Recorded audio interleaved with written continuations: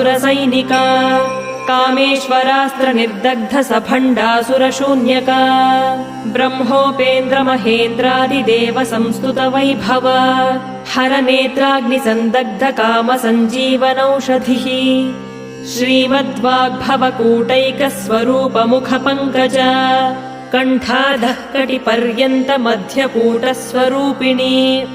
शक्तिकूटैकतापन्न कट्यधोभागधारिणी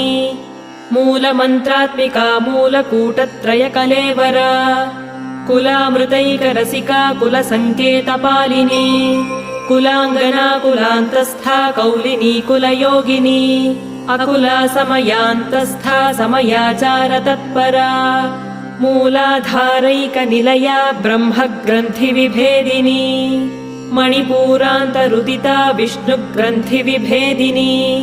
आज्ञाचक्रान्तरा